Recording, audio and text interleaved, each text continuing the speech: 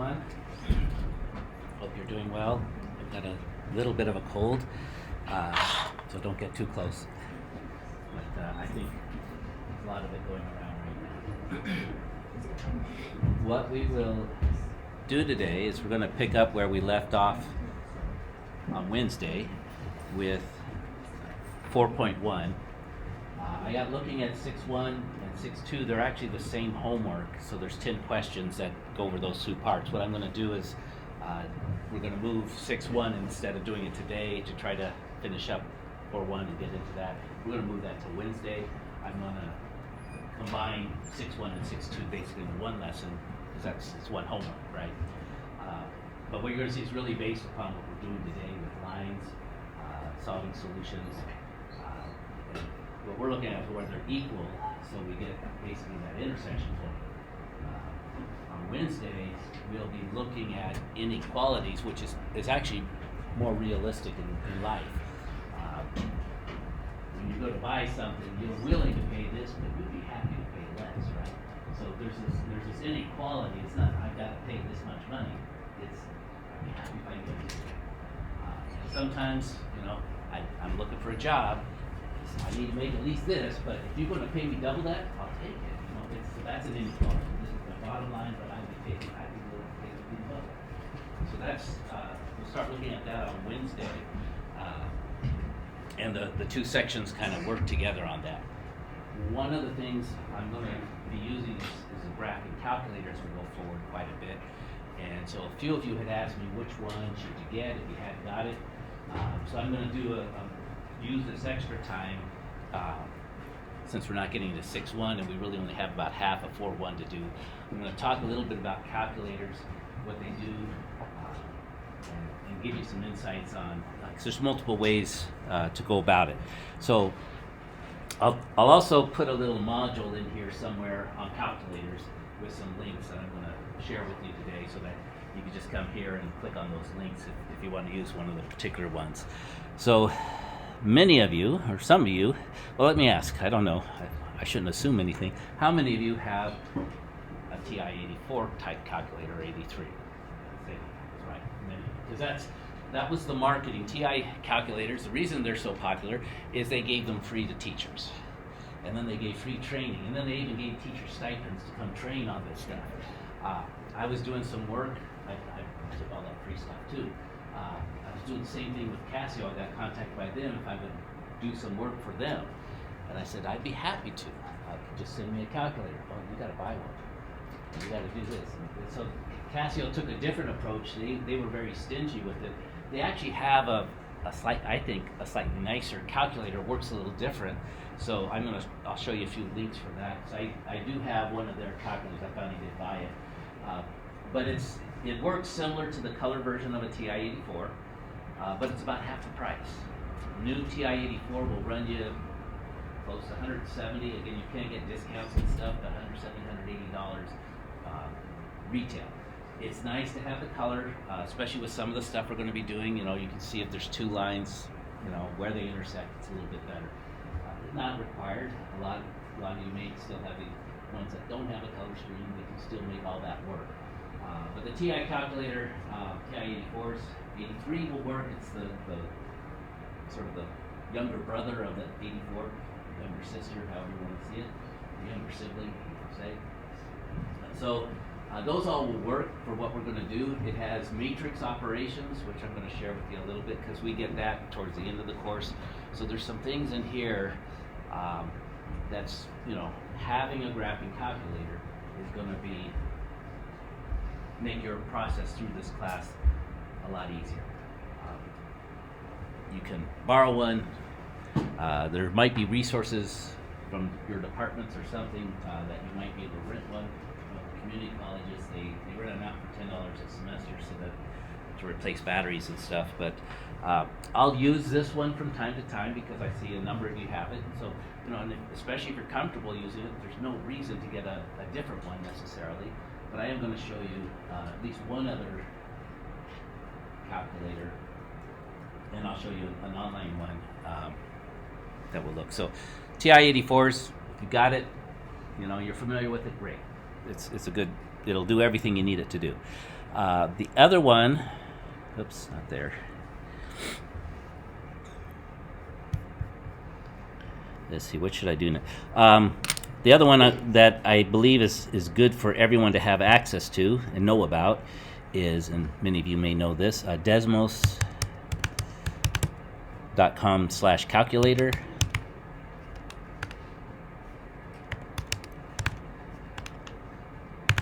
And if you don't put in the /calculator part, you just get to a place where you have to click on graphing calculator. Now these we can't use on the test because it is an online calculator. You know, they have an app, you can download it to the phone. They do have a way to sort of block out the internet while you're using it, but in large classes, you have to, anyway, the department doesn't allow it. But it's a really nice, I think, way of going about because it's easy to use. You put in your equation, and this is one where I was talking. You can put in 2x plus 3y equals 4, and it will graph that line. You don't have, where the TI calculator, you have to put in this y equals the function, right? So this one, you know, can be, so this is a great learning tool. Again, you can't, well, I'm not going to use it on the test, so why should I do that? Well, I'll use this from time to time because it's easy to use and it's helpful for understanding the concepts, okay? And then once you've used it on here in either way, go over to your calculator and figure out the steps, the buttons to push and everything. And like I said, I'll still be using the TI calculator here in class. There's the Casio series of calculators. Any of their graphing calculators, I think mine's the FX20, they have a couple different ones. They work very similarly. They have a little menu system. It does take a bit of getting used to. I've set mine aside and haven't used it for about a semester, so when I pick it up, I don't even know how to graph. It takes me a few minutes to get up and running again because it works differently. But I'd be happy to work with you on it. And anything has a lot of tutorials online that will help you learn how to do things. The other one I'm going to share with you is one I've come across. I've been doing some work with the College Board.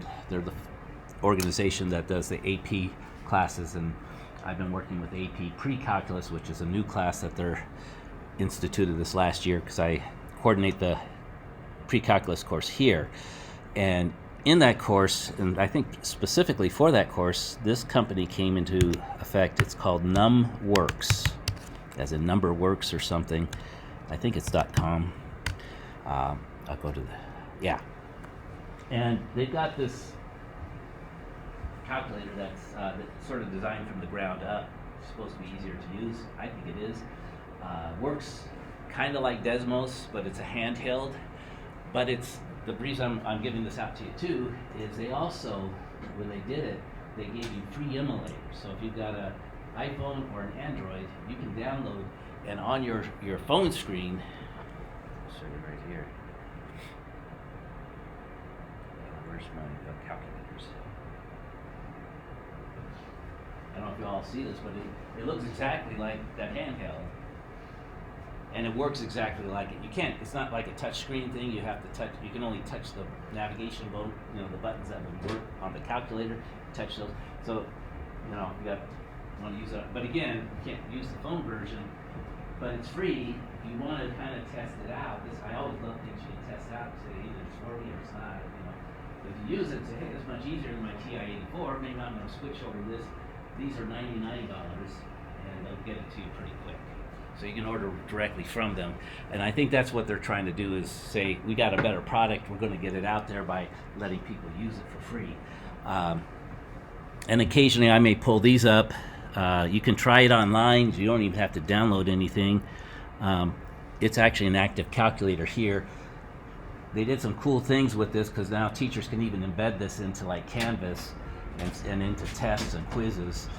So I think they've done a great job in providing a lot of, like what TI did, providing a lot of free bonus stuff. And once people start using it, they know that math departments are very leery about any internet stuff, so they're going to make you use a handheld thing. So it's also a tool that can be used in these tests, like the AP pre-calc and stuff. They wouldn't let you use anything with internet, but they'll let you use the handheld, which doesn't have the internet. But again, you got to try it out first, see if it works for you. And it has, again, some nice features. And one of the things here, I'm in the calculator. Let me go over to the grapher. So I arrowed over. I just do OK. Again, everything has a learning curve. I'll put in 2x plus 3, and then to get y, you have to go alpha. Where is their y? Some of these things are too small. T, there it is. 3y, and then their equals. It's again, it's sort of a learning. I think this is their equals. Yeah, equals 6, whatever. So notice it's not in the y equals mx plus b form, but it has no problem with it. It will go ahead and plot this graph. And again, so some of the things we've been doing. It's also got a solver for linear equations. You can put them in and it will solve it for you. It's got some nice features. And again, the nice thing is when they made this, they made they took the time to make a lot of videos to do a lot of different things. And they made them short. So if you want to look up solve simultaneous equations on NumWorks, you come to their YouTube thing, and it's like a 2-minute video. You do this, and this, boom, you've got it solved. So I'm starting to play with this one. It's reasonably priced. It's not the 180. It's down into the 99s for the handheld. And then everybody could basically, from day one, you can download it to your phone, to a tablet, or just use it online with this numworks.com URL. Okay, so I'll post that there. And then I'll also post some resources for like TI and Casio. I've got some of those where they've got some helpful videos. So whichever one you're using, and I don't get any money from any of these folks or anything, so I'm not trying to hawk one or another. I just find that when you find something that works well for you and is easy to use, it's sometimes worth the bucks to go that route. If it saves you saves you a couple hours maybe, or helps you be successful when this other one, is just so frustrating. TI's, some of the things, you can learn how to do them, but I tell you what, there's so many different buttons to push that it sometimes becomes a little challenging. But I'll provide resources as much as possible, and if you let me know you're using one, a particular brand, I can maybe work towards that. TI-84s I can definitely work with. I've got that thing. So any questions on calculators?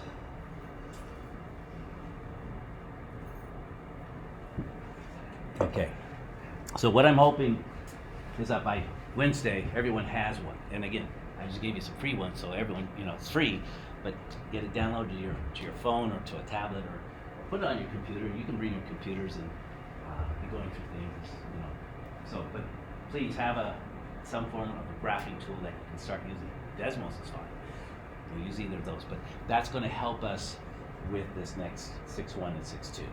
Because it's very graphical. If you've looked at that homework, the answers are all graphs, and you got to pick the right graph. So you got to be able to make those, and if you can make the right graph, you just visually choose the right one.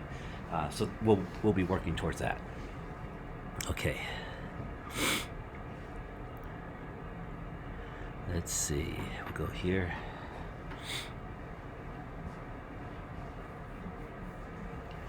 And let's see, where did we leave off? I know we did that one. We did that one. They were the same. Did we? I think we left off. I think we finished this one. Is that correct? Okay. So let's go to the next set. So what we're working with is, remember, each of these equations is a line. So graphically, it comes as a line. The solution we're looking for is where the two lines intersect, if they do. And remember, that might not happen. There's three possibilities. They could intersect. They could be parallel, which means there would be no solution, or they could be the same line, so sort of one in disguise, and then there's an infinite number of solutions. So those are the three things that happen. And one of the things we've been doing is we've been doing the elimination, where we try to get the coefficient in front of one of the variables, either x or y, to be the same number but different sign, because if you add those together, they eliminate, they become 0. Well, we could do that here, but there's also another route. Let me see if I get everything working here.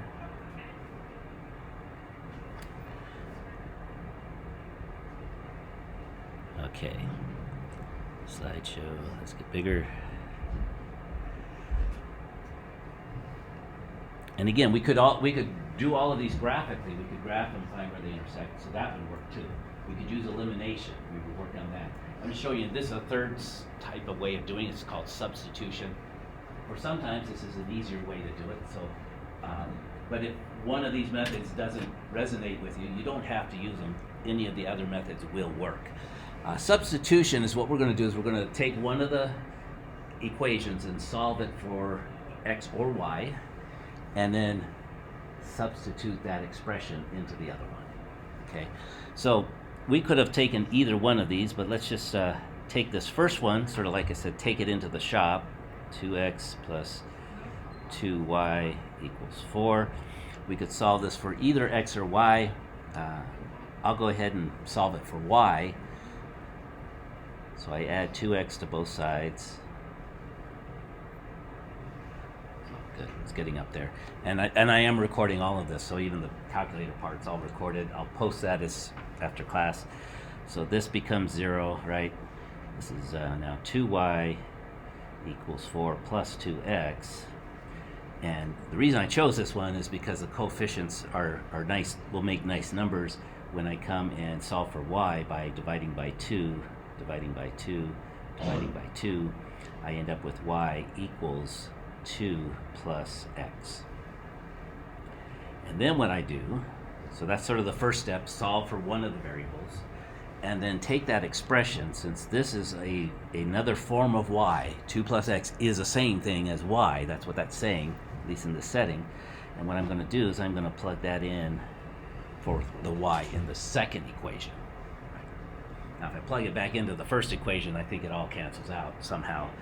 So it's not going to be, but plug it into the new one. So then I take the second equation, 3x minus 3 times 2 plus x equals negative 5. And notice we've got it down, we've got an equation now with just one variable. We can solve that. We get that value, plug it back in, we get the y as well. And actually, we can come back here, we'll just plug in x here, add 2 to it, and we'll have y. Okay, so let's keep going on this. So we get 3x minus 3 times 2 is 6. Minus 3 times x is negative 3x. Uh-oh, what's happening here? 3x minus 3x is 0. I get negative 6 equals negative 5. Did I just blow something? Seems like a weird answer, right? Is negative 6 ever equal to negative 5? No. What we just found out, again, kind of threw us off a little bit, threw me off for a second, thought I made a mistake. Maybe I did, but if I didn't make a mistake, that means they're parallel lines. There is no solution, because you cannot make negative 6 equal to negative 5, no matter how you talk about it. No matter how many times you say it, it's still not equal, right? So this is a system of equations that has no solution. And one of the quick ways we can check this,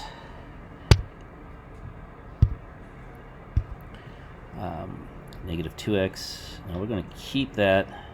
I'm just going to use Desmos again because it's a quick and easy one just to verify things. We had, what was it? It was 2x minus 2y. Let's see.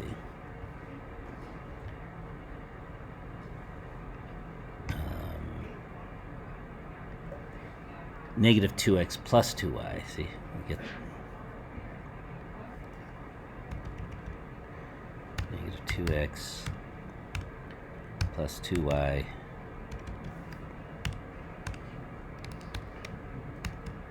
equals 4.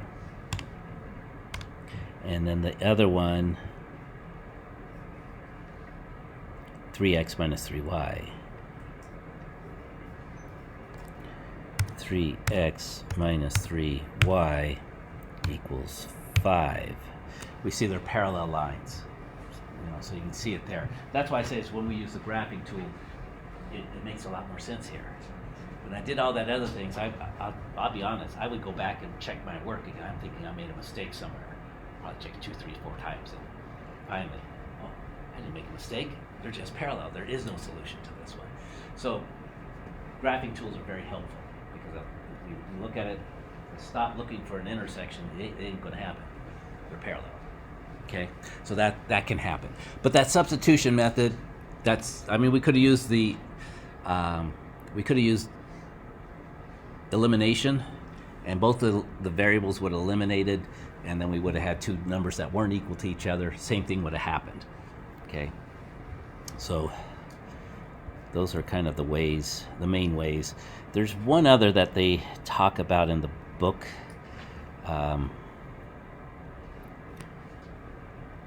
Which is basically substitution, that you would solve both of them for y, so you have y equals this and y equals that. Then you could set those two equal together. And so it's kind of, to me, it's like double substitution. So why talk about a third one? But there are different ways. We could give them special names and stuff, but pretty much elimination and substitution are the two main ones. This other one that the book talks about is really just the same, and graphing always works.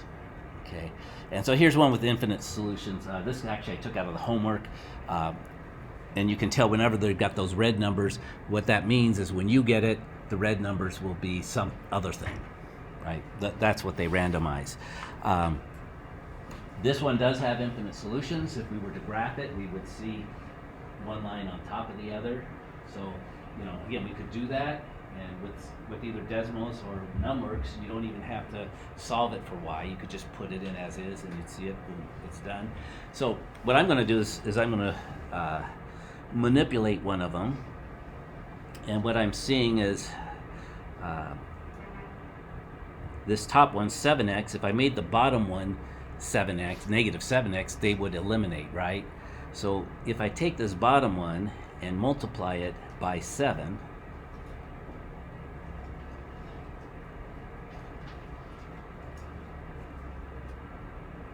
I'm going to be able to use elimination.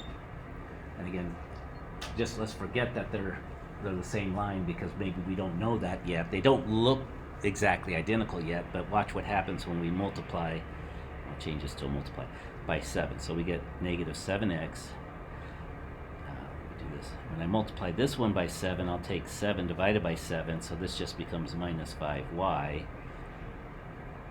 And this, when I multiply it by 7, 7 divided by 7 is when it becomes negative 4. And so you see you've got 7x plus 5y equals 4. That's the first one. We didn't do anything to it. The second one, we multiplied it by 7 because we wanted to get those coefficients to be the same number but opposite sign, so it would eliminate. So we get negative 7x, negative 5y equals negative 4. And so when we use this elimination technique, we add the two together. And remember, we can do that because it's like adding negative 4 to both sides of that equation, because both we get 0 plus 0 equals 0, 0 equals 0. Now, unlike that last question we just did, these are true. It is true that 0 equals 0, and it always is true, right? Doesn't matter what x and y are. So what it's telling us is there's an infinite number of solutions. Give me an x, I can find a y that will make this true. It's not that it works for every pair of x and y, but give me an x, I can find a y, and I can make it true. So these are the same line. So again, if we graph it, it'll be one line on top of the other. Do that. And so when we have these sorts of things, the solution becomes, let me just take this top one. The way you write, you can't just write one thing and it's done. No, you've got to write a statement. So we say x can be anything. What can y be? Well, we take this equation. Let me branch off over here. We take this 7x plus 5y equals 4. Subtract 7 from both sides. Or 7x, sorry. You get 5y equals 4 minus 7x, and then divide by 5.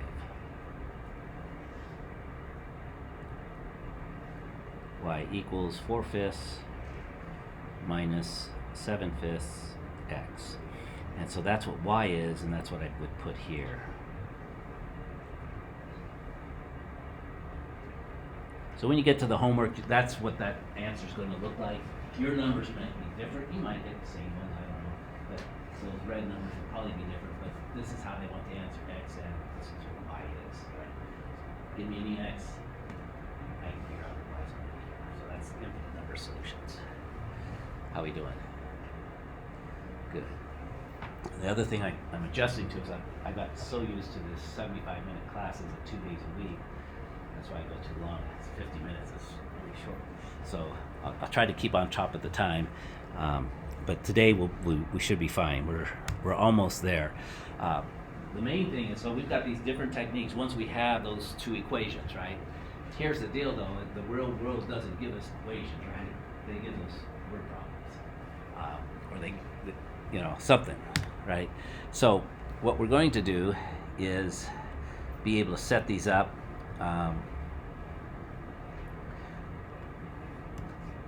So these are some things, yeah.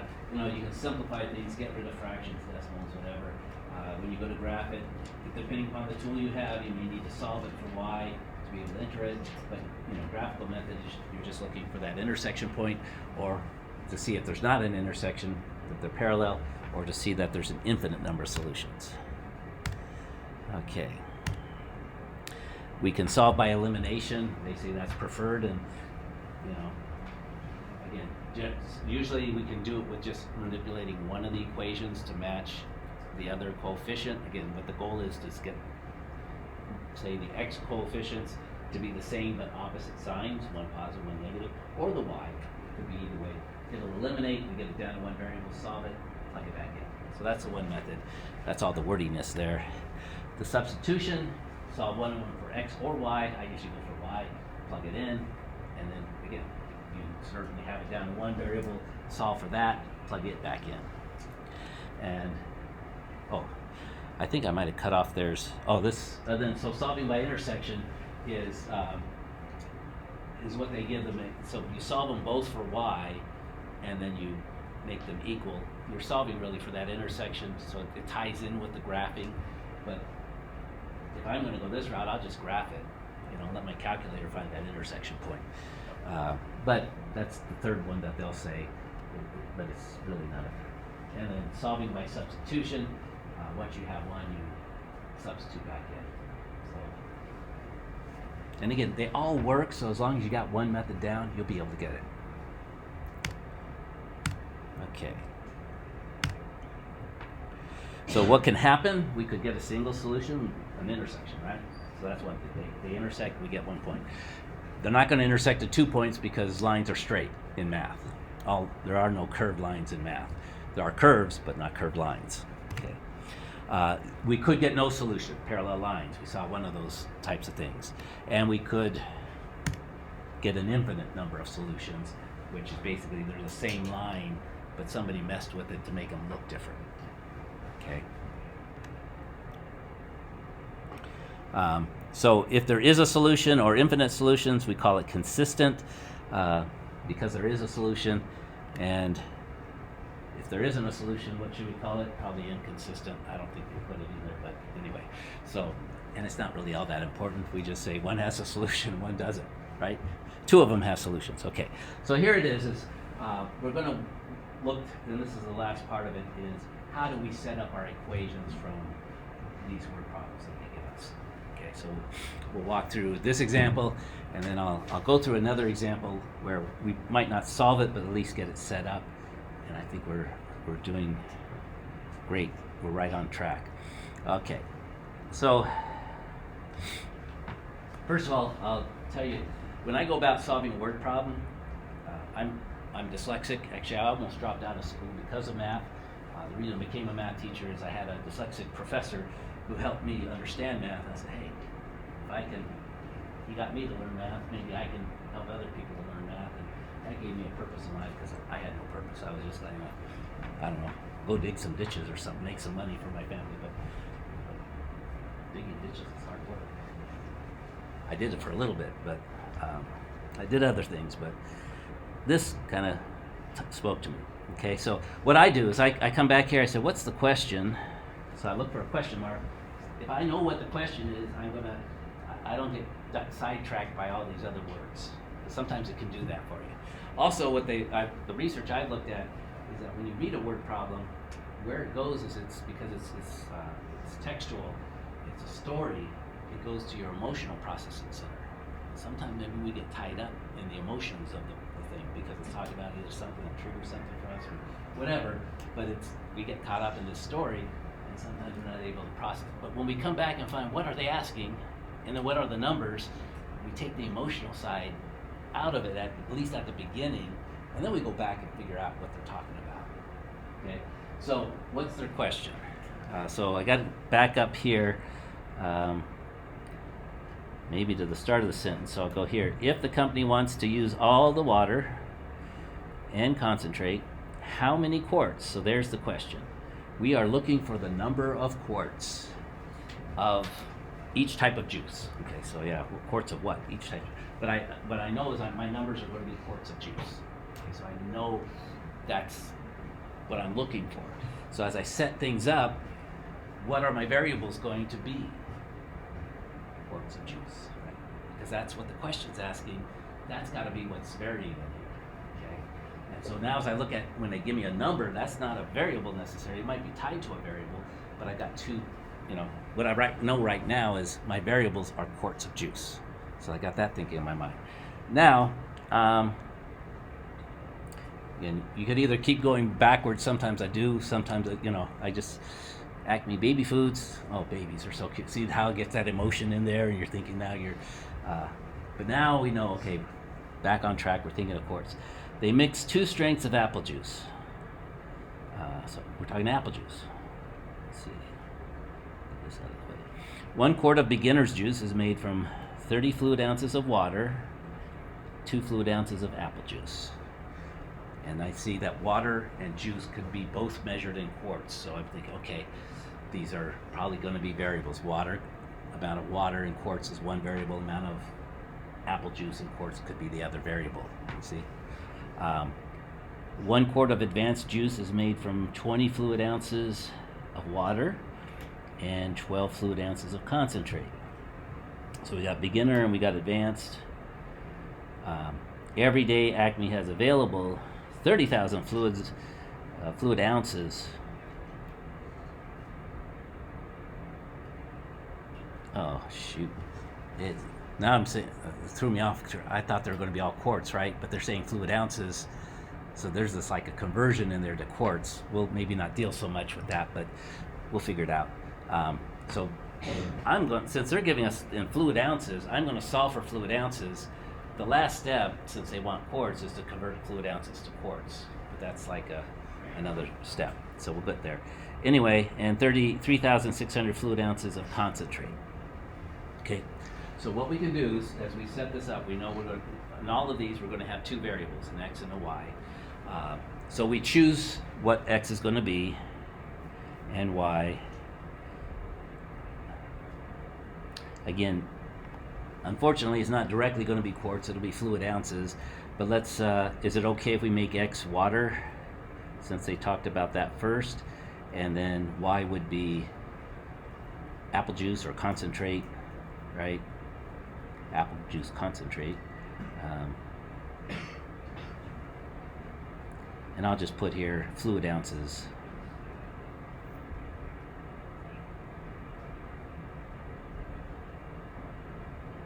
So we'll make that our x and our y. And then we can kind of set things up. We've got like we've got the beginners. We've got the advanced. And so x and y. Beginners is going to take 30 of water and 2 of concentrate. We could even put that up here.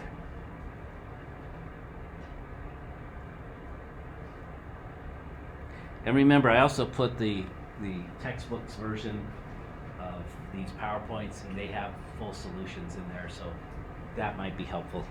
Sometimes it's helpful for me. I look, oh, how are they solving? Okay, I'll try to mimic it. And then the advanced, let's see, what do we have? Advanced has 20 fluid ounces of water with 12 fluid ounces of concentrate. And you know, so if you're mixing those together, how many total do you get? Well, 30 plus 2, you're going to get 32. 20 plus 12, you're going to get 32. So they're both making the same amount of juice for sort of one setup, right? That recipe, each of these makes 32 ounces. And so now, how do we set this up? Well, okay, the other constraints we have is we're going to have 30 fluid ounces of water and 3,600 fluid ounces of concentrate. So how do we turn those into equations? Well, let's see, 30,000 water. Where's the water going to come from? Well, each time we make, let's say, a 32-ounce bottle of beginners, we're going to use up 30 fluid ounces of water. So that's, and so then we could say X is, yeah, so X is not just fluid ounces of water, it's how many beginners solutions we're making, I guess, yeah. 30X. And then the same thing happens with the advanced. Each time we make a bottle of advanced, we're using up 20 fluid ounces, so 20Y is equal to 30,000. Does that kind of make sense? And then we're looking for the X and Y. How do we, we use so much of this and so much of that, we get 30,000. There's potentially more than one solution.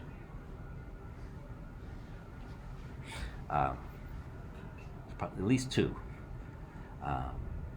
Then the other constraint is 3,600 fluid ounces are available of the concentrate, and so again, when we each bottle of beginner we make, we're going to use 2x, right? 2 times that bottle, and then of concentrate, and then we're going to use 12y, and that's the second constraint, right? And now these is a system of equations with 2 unknowns, so we know we either get one solution, we get an infinite number solution, which probably doesn't sound right at the get-go, or we could get no solution, but we'd probably get a solution. There's got to be something there. And so we can go through our techniques. We can do substitution, we can do elimination. I can multiply this one by -15, right? 2 times -15 is -30. We could eliminate, solve it there. We could graph these, but again, we got some pretty big numbers here, so the graph window might be a little challenge of where do I look for this solution. X and Y may be fairly large. But the good thing is each of these is 32 ounces, and does anyone know how many ounces are in a quart? So nice. So when we've got this, we don't have to convert because X and Y are actually quarts because they're the 32 ounces. So sometimes I was starting to stress about it. I got to do this conversion. I actually don't have to because, and I didn't know that fact, so thanks for bringing that out. I would have had to go Google it somewhere, how many fluid ounces is in a quart. But these are quart-sized bottles, so perfect. They were nice to us. Is that okay? Okay, so again, we use either of those methods. We graph it, we eliminate, we could do substitution. Substitution wouldn't be too bad. We can solve for X here maybe because bring 12 over, divide by 2. It's not bad, put it in. Multiple ways to do it. All right. And again, I gave myself more room, but what I want to do is this is another one. This is actually taken off the exam review, so we'll look at this one in a couple weeks from here. But I just thought, let's throw it out there. So I'll go pull off the exam reviews. And actually, those other examples I did were in the exam review too. So didn't necessarily tell you, but maybe I shouldn't, but I do.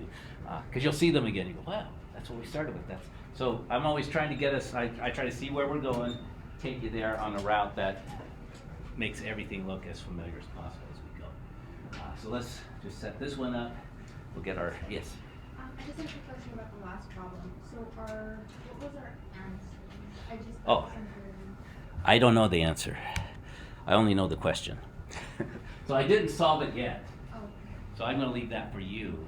Or look at the slides that You can just substitute again. yeah, so now the goal I have is let's get this set up, and once we're set up, then it's a similar type problem. Good. So yeah. But yeah, I always thought that.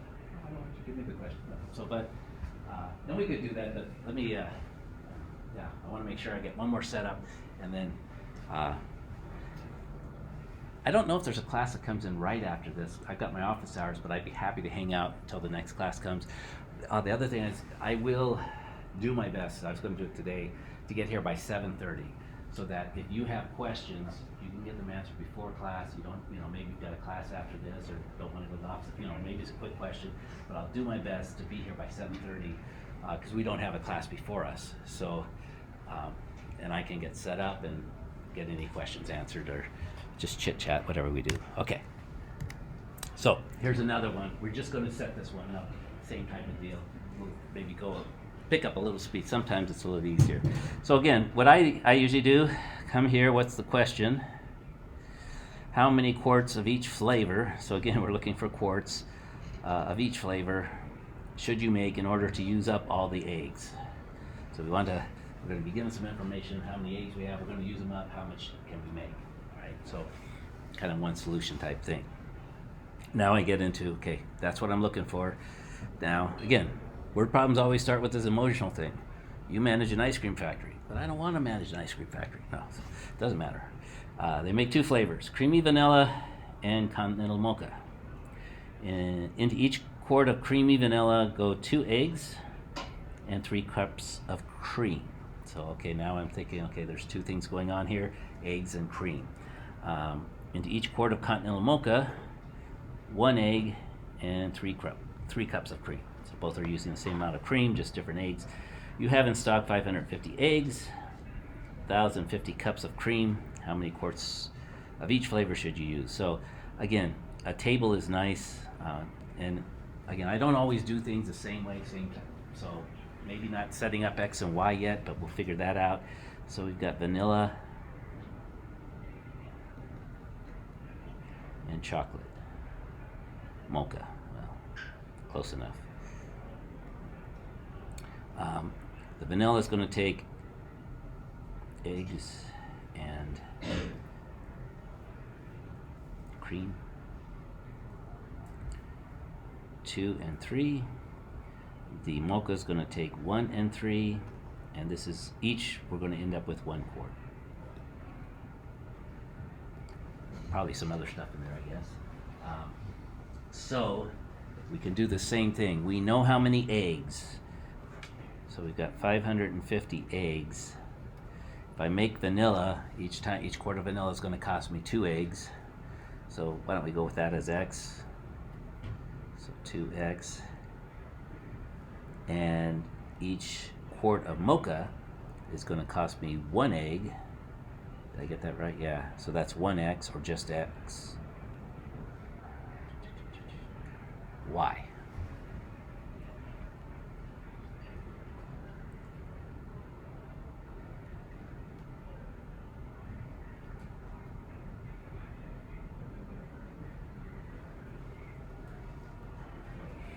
Yeah, my equations are both at the X and a Y. So that sometimes I do that is I mix them up, and yeah, if I had 2X plus 1X, it's 2X plus Y equals 550. Okay, so these are quarts of, and gets me back to my question, right? What is the question? Quarts of ice cream, not eggs and cream, quarts of ice cream. So vanilla, mocha. How many of you are vanilla people? Yeah, me too. Any chocolate people? Okay. Now my dad always got on me because they have that place called Baskin Robbins. I'd always order vanilla. He says, you got to try something different. I said, okay, French vanilla. Okay. That was my difference. Okay, so we're on track here. So then the cream we have 1,050 cups. 3x plus 3y. Does that make sense? Okay. And again, this is our system. We use one of the methods. We could graph them, find that intersection. We could do elimination on them, but we're looking for what x and y are. We can solve this now, right? And the main thing is I want you to see is that this is where we start with most stuff in the real world. We start with questions like this. We got to pull this stuff out there. And a lot of times they have all these distractor stuff. You got to be able to read through this stuff, set it up, and really can solve it. So the homework will start, I think the first 4 or 5 are just here's some equations, solve them, but then they give you 4 or 5 of these, here's some stories, solve, set them up and solve them. And by doing this, again, we're getting 2 lines, we're getting their intersection points. That's going to help us understand what we're doing on Wednesday, which is going to really go into the graphical part. We're going to graph a bunch of lines, and it's going to give us regions, and we're going to find solutions that way. All right. Okay, thank you so much. Have a wonderful first weekend. Remember, don't come back on Monday. That's a holiday. Community. Come back Wednesday, we'll keep moving forward. Thank you.